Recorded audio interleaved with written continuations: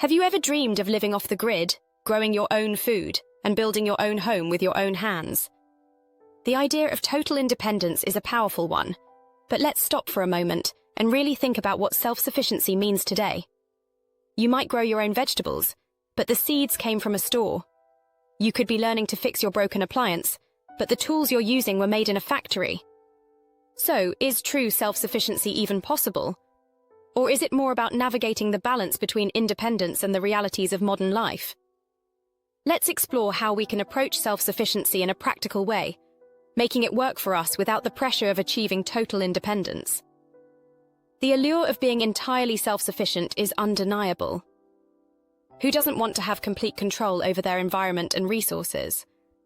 In a world that often feels unpredictable, the idea of being free from reliance on others can feel empowering.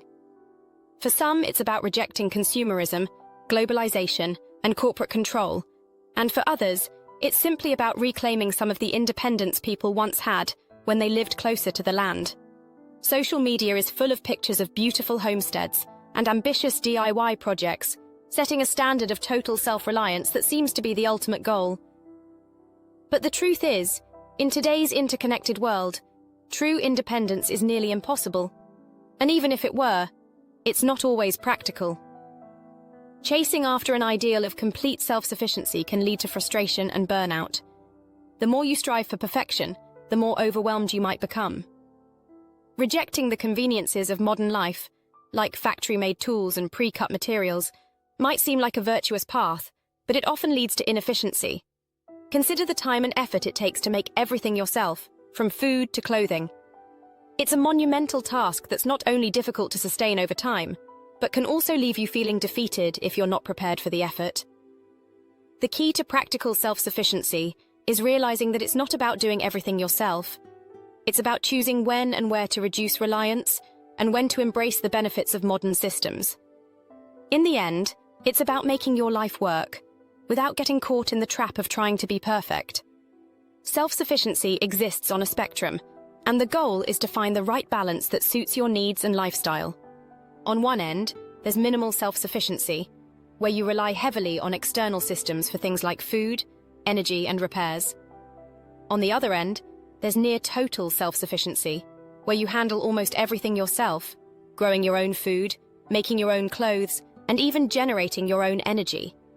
In between, there's moderate self-sufficiency, where you manage some key tasks like gardening, basic repairs, and food preservation, while still using outside systems for other needs.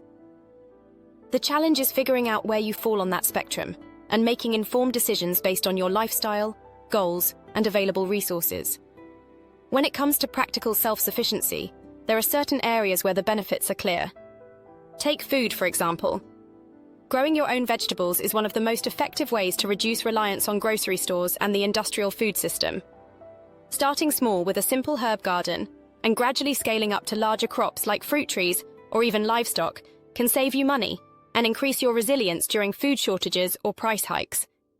Similarly, generating your own energy, whether through solar panels, wind turbines, or a wood stove, gives you more control over your power needs and can make you less vulnerable to grid outages or fluctuating utility prices.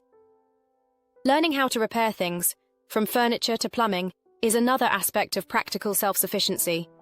By fixing a broken appliance or patching a torn jacket yourself, you not only save money, but you also build valuable skills that make you more self-reliant. These small wins, like fixing a faucet or learning how to sew, reduce waste and give you a greater sense of control over your possessions and your environment. And don't forget emergency preparedness. Having a stocked pantry, a backup generator, and knowing basic first aid can make you far less reliant on others during a crisis. However, the reality of self-sufficiency means that we must acknowledge the areas where relying on modern systems is not only practical, but necessary. You don't need to forge your own metal or build your own chainsaw to be self-sufficient. Tools like a chainsaw, for example, make the job of cutting firewood far more efficient than using a hand axe. Embracing modern tools and systems wisely can free up time for you to focus on the areas where you truly want to reduce reliance. You don't need to smelt your own metal when you can use factory-made products to streamline your efforts and achieve more in less time.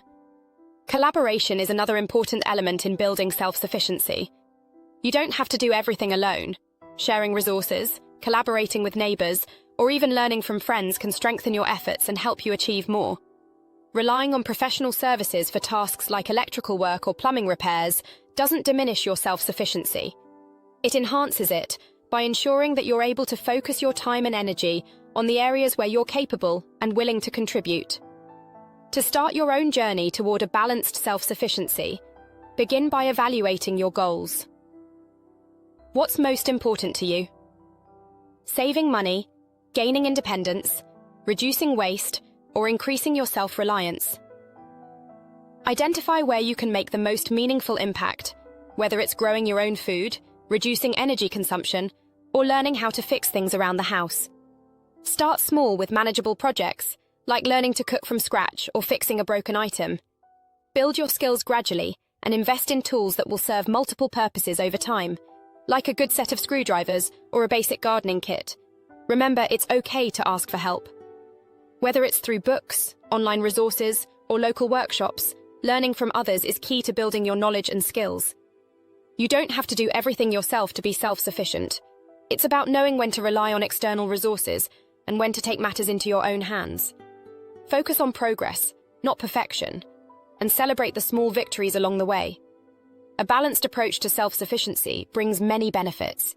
It saves you time, money, and effort by allowing you to focus on the areas where you can make a real difference.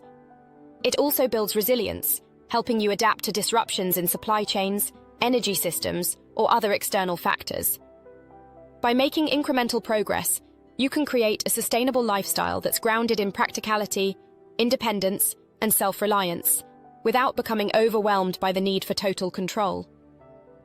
In conclusion, true self-sufficiency isn't about cutting yourself off from the modern world. It's about making informed choices about where to reduce reliance and where to embrace modern systems. By focusing on practical areas like food, energy, and repairs, you can create a lifestyle that's more resilient, sustainable, and empowered. Embrace the balance between independence and reliance, and remember that self-sufficiency isn't about doing everything yourself. It's about making what works for you and taking control in the areas that matter most. So the next time you take on a project, think about your goals and how you can achieve them in the most balanced, practical way possible. Let us know in the comments what aspects of self-sufficiency you're most excited to tackle next.